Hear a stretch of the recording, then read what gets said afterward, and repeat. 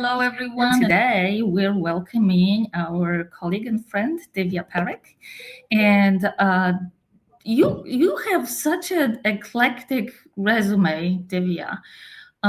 It's biotech, it's entrepreneurship, it's leadership development, it's coaching. Now it's a future of coaching. It's speaking, it's writing 8 books, 8 best-selling books, and just being very present in social media, talking about so many different aspects of what you've done in your life. So, what came first?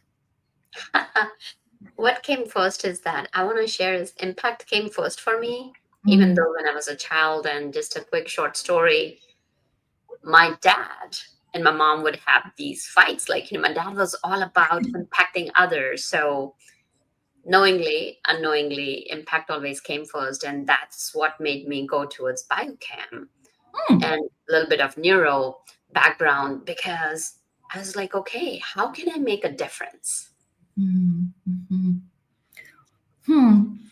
And then you had certainly also the academic career. Yes. So how did that turn into entrepreneurship? That's not. I see more often the flip the other way, but not necessarily from academia to entrepreneurship.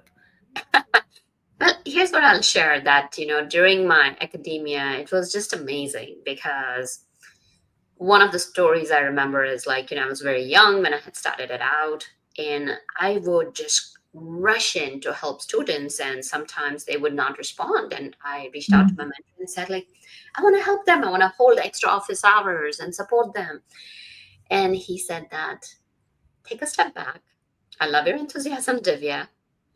It's important to meet people where they're at. And I really learned an important lesson about that, and that which has helped me in my coaching. Mm-hmm.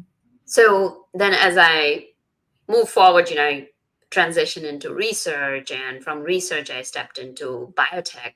And I've always been an lifelong learner, and my curiosity is insatiable. So okay, what goes on? So while I was in the corporate career, it was all about making biopharmaceutical drugs, that would save lives, because when they would show us that, whether it was a molecular therapy for cancer or for anything else, and how it would help the patients, that just lit up my day, because sometimes I would work nights, weekends.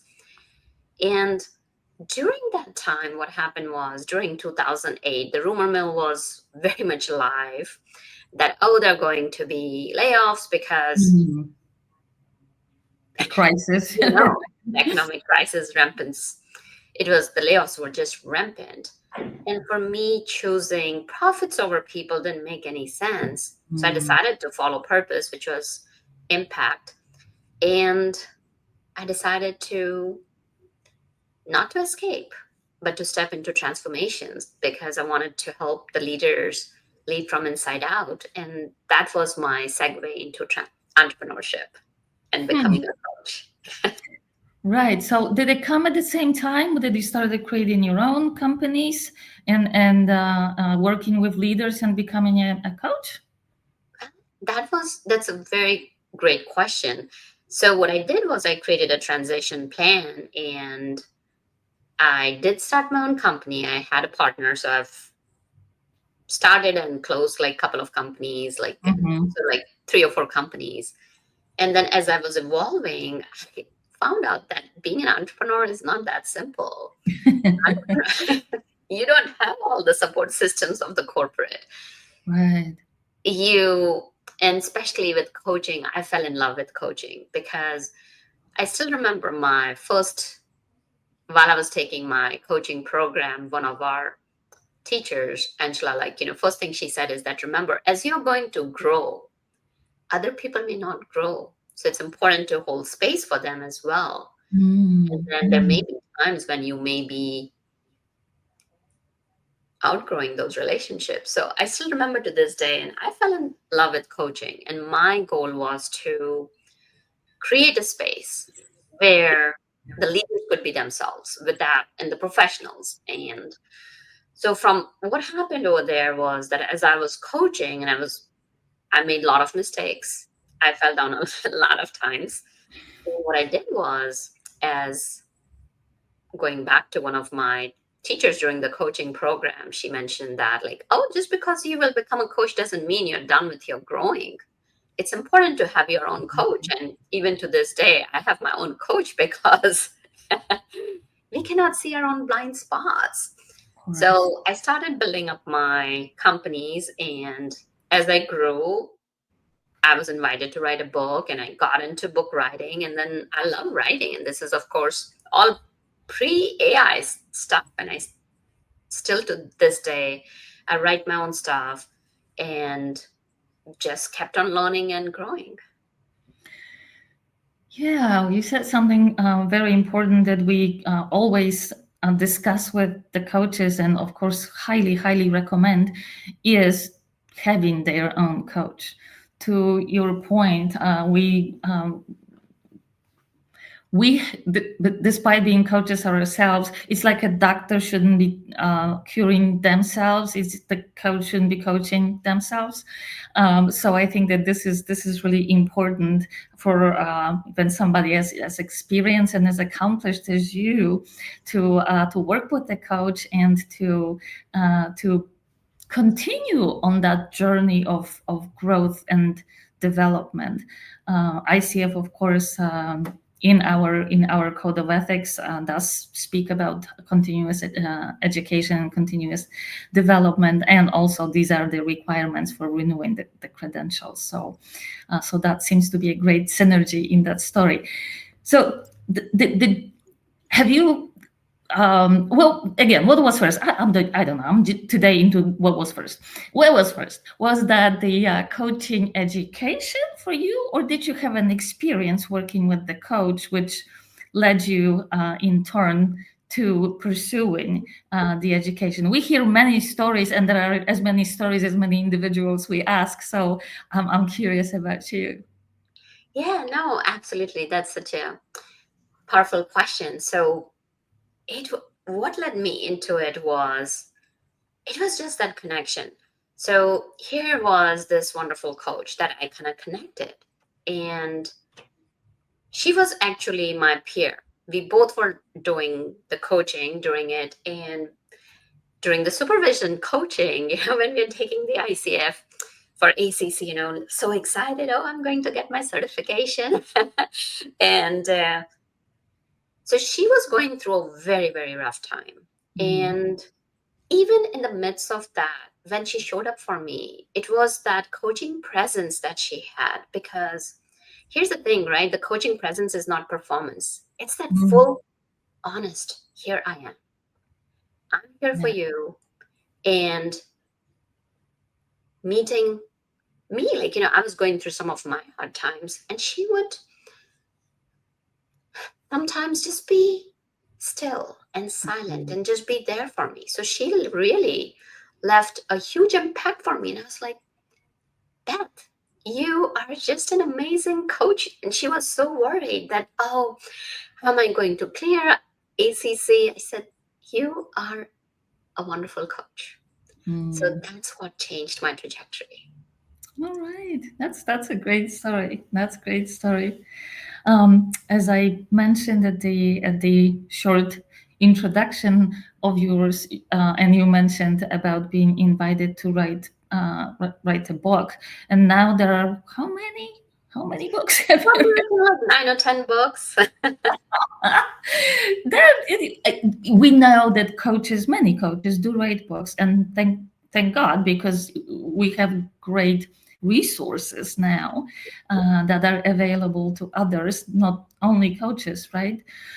So, looking at the titles of your books, it is really about human development, and um, several of them, of course, were bestsellers, are still bestsellers. Um, how does it feel to move from, and not necessarily it's either or, I absolutely understand it, but to from being an active coach, if you will, to parting wisdom, which is different than coaching, through the means like books. So the way I see it is that it's an extension of coaching, because when we are there as a coach, there are tools. And this was actually, I have to dedicate all my books to a lot of my clients. And it was during one of our sessions, I was sitting with an executive. He was not giving out the names, I'll just kind of change the names, John. And he was a chief financial officer, and he was having very much lot of issues in the new company he had stepped in. And he said that, they had me, I'm the only one from outside, and they will not let me in the circle. What do I do? And so, of course, during the coaching, I'm not going to go through the whole coaching session here, but it was unlocking his potential. Mm. And it's about building that presence. So it's not only us as coaching building that presence, it's about building that influence, being there for people, building those relationships, so that you're not pushing anyone. You are not like going like, hey, you got to do this, be authoritative. It's just there, like, you, by being there and by supporting and building that executive presence, you can persuade and influence people. And when Mm. you are persuading or influencing, you are not coercing anyone. There is no manipulation. It's just a natural extension of who you are and how you're communicating.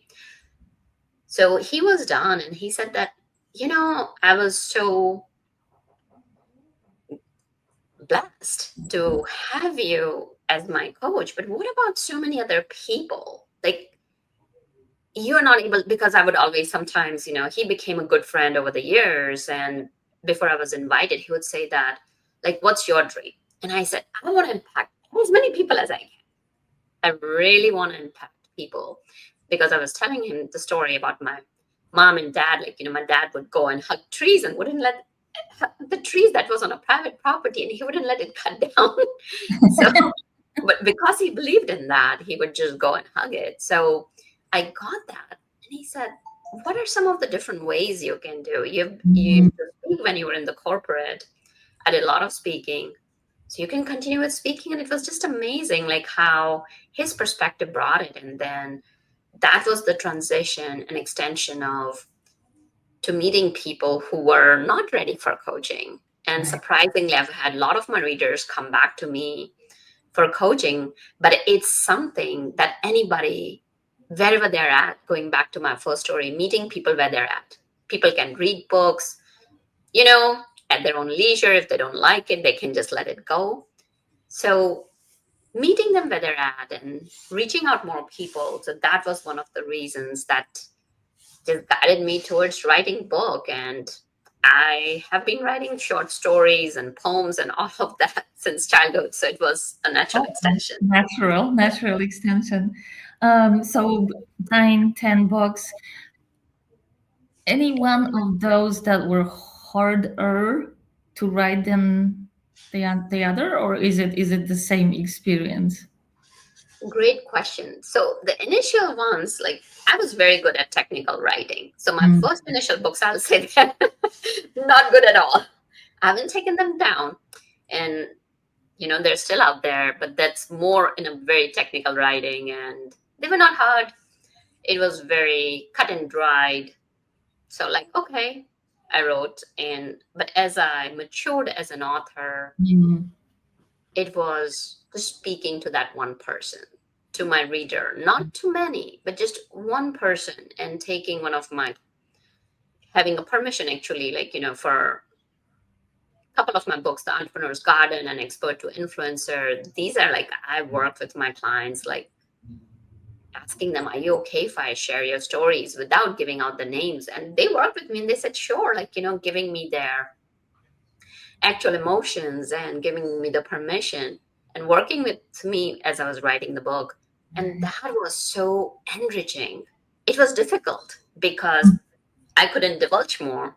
And yet I wanted to connect with the reader and ensure that people would keep on turning the pages, because every chapter as it leads into the next one, you want to leave the reader like, okay, I thought this. It's important to instigate that reflection and a little bit of inspiration in that. And every book, I feel like, is like being a mom or a parent or a dad of a child. And Sure. every child comes with its own nuance and with no manual. So it has had, like, every book has had its own challenges, but it's so rewarding at the end of it. Yeah, that's amazing, and congratulations on Thank all you. Thank those you. books, and also on your speaking engagements, TEDx. I mean, this is definitely an accomplishment. Um, so when you're working with the leaders, um, do you think that your entrepreneurial experience is more important? I shouldn't say more important. Um, but what makes a connection? You're talking a lot about connecting with the client. What makes that connection maybe a little bit easier? Is it your academic background? Is it your work in a large corporations? Is it your entrepreneurial spirit, or is it all together, depending where the client is? I think so. It's all of it. And also Mhm. being in the presence of a lot of other coaches, where I've been part of coaches community from since I started, and like ICF, right? That continuing education credits that we have and that we take. And of course, I love learning, so I keep on learning anyway. And the more you learn, the more I find that there's so much more room to grow, because the way I see it is that life is like you explore an inch wide, but you go a mile deep. And when Deep. you're Mhm. doing that, it's almost like, think about snorkeling. You only see a little bit, and then you go scuba diving. There are layers and layers and layers to unravel. And the curiosity, I think so. It's the culmination of everything, because I've always been curious as a science and willing to experiment, and knowing that there are going to be failures. So that has proven a lot. And also my experience in the corporate background, where I did Lean Mhm. Six Sigma and being an entrepreneur. And I think so, at the end of the day, it's just being a human being, Yeah. Yeah. because we all are human beings, and having that, like, just that desire that, how can I be instrumental in someone's transformation, Mm. and Mm. holding that space for someone. Because when you're sitting in the coaching space, it is so hard at times to just be still. And I found that being still is so rewarding, because it helps the client to have that coaching presence, just being there for them and helping them get clarity over noise. Because so many times, when our clients come to us, it's so reactive, not regenerative, because it's not about giving them speed, or it's about giving them anything. It's about giving them alignment. So helping them return to what matters. Mhm. Yeah. You gave me an odd opening, so I'm gonna go there. You said at the end we're all human beings, but you also write quite a bit about artificial intelligence in coaching, and we all know that this is still a new-ish field. We have more and more information. We ICF developed standards for AI coaching, and yet there is still quite a bit of fear within the coaching community about the extent the AI coaching could, should, will be utilized, and of course about the ethical application of AI. So, where do you stand on that topic? So to me, ethics is like oxygen. It's a trust contract. Mm, Transparency is the key essential. So for example, let's say as coaches, and I've gone through the ICF guidelines for AI, that it's important that we disclose. And we disclose AI, we secure the consent from our client, and we protect the data. So the Mhm. way I see it is that it's important for two things. One is looking at the mindset, where you are at, and allowing yourself space. We allow space for our clients. It's important as coaches to allow space for ourselves as Mhm. well. That how are like, are we going to adopt AI? And here's what I'll say, that it's here to stay. So the Yes. idea is to integrate it. We're not going to imitate it. We're not going to ask AI answers. We are going to use AI to maybe simplify our lives. But the key is that we can forge together, because it's not, we're not fighting AI. But if you kind of forge with it, then life becomes much simpler. Because, Mm. for example, I have automated a few things in my business. So the grind work, a lot of grind work that I was doing is gone. And it creates my capacity. It Mhm. increases, because we all have a, I call it like an energy ball. We only have so much energy during the day. And it helps me create efficiency and more energy and more time. But the key is, again, I'm going to go back to one thing, is that first step is the mindset. There are 5 stages of AI adoption. So recognize where you are at. And just starting out small, just like we give encouragement to our clients, it's the key thing to remember is that, all right, where am I at? And I'm going to take my own time and own space to do it. Because remember, tech can scale decisions, but coaches scale wisdom. So Right. leaders need you, professionals need you, your clients need you, regardless, whoever your client is, lawyers, engineers, whoever it is. Coaching is going to be the anchor in the Right. AI area. And it's important that we bring the transparency and ethics into it to integrate it. Yeah. Yeah. So I agree wholeheartedly that AI is here, so is coaching, right? So there should not be one or the other, but rather, as you said, adopting AI to bring some efficiencies and scale. I think to where in your coaching would you So, suggest AI is used? no, definitely good point. Like, where could we use AI in coaching? So remember that today's lot of people, like actually recently Shopify put out, I don't know how it leaked out, but it's an internal memo that was posted on X. And it said very clearly that do not ask for more headcount.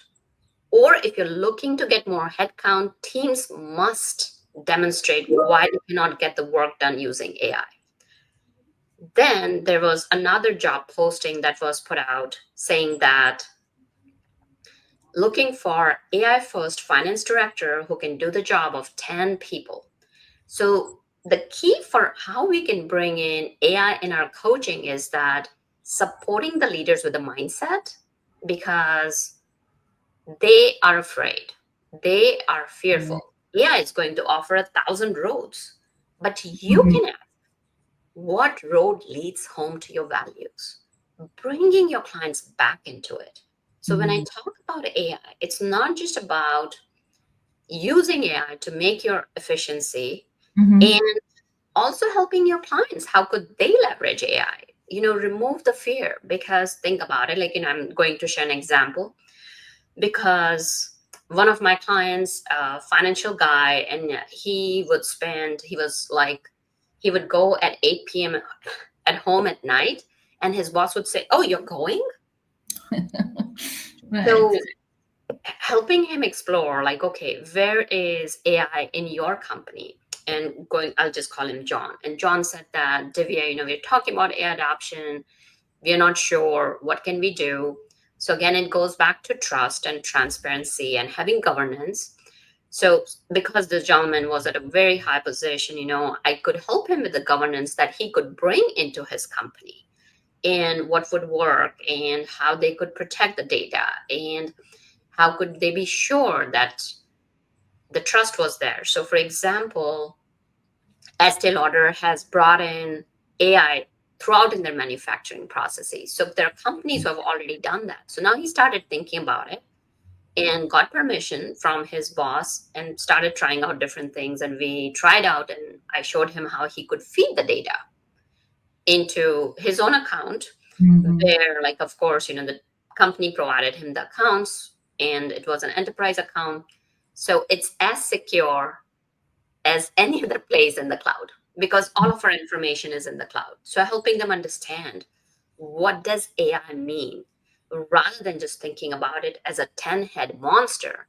Let's work through it and chop it into like little bite-sized pieces.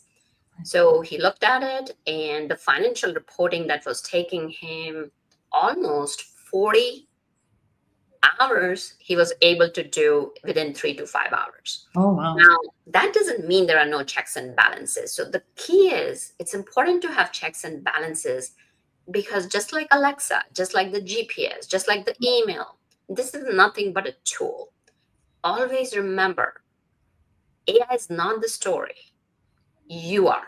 And this is our moment as coaches to lead boldly and coach deeply. Because when we coach deeply, when you're empowering your clients, and I'm telling you, like, this gentleman was at the end of his tether and was about to quit. But Mm. now he is the champion who's brought in the AI, and he got a promotion. So our job still remains the same. We don't change. Our job is to empower the clients, being present for them, and bring the ICF values and all the wonderful competencies. I'm looking forward to the changed Mhm. competencies, the new Yeah. competencies that are coming in, and being true to our values and helping our clients bring alignment in their lives. Mm. Nothing has changed. We're still there. It's just a tool. It's just a tool. Nothing's changed. I love it. I love it. And yet, what I'm hearing is that to be able to bring this wisdom to our clients, it is useful to have the knowledge and some experimentation and use on our own, so we can speak from that experience rather than purely theoretically. Would you agree? Absolutely. No, I agree. Because as always, anything new comes in. I'm an early adapter, so I jumped in when it was like 2022. So I've been dancing in it for almost whatever time, like, maybe a year and a half. Well, I guess no, 2.5 years. I cannot do the math. I need my calculator. Where's my smartphone?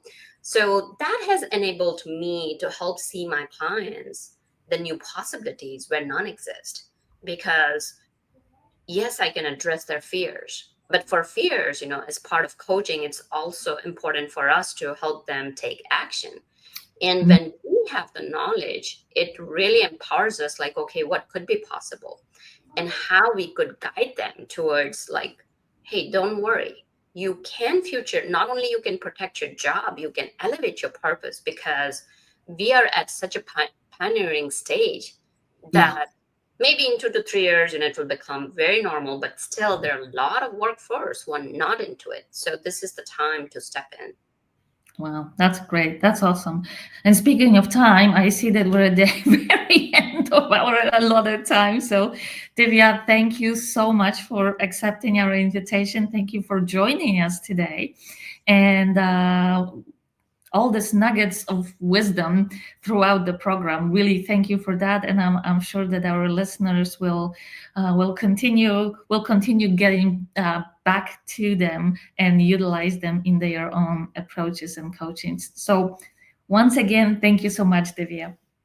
Thank you so much, Magda, for your time and for your continued leadership. Under your leadership, ICF is thriving. So thank you for that. Thank you.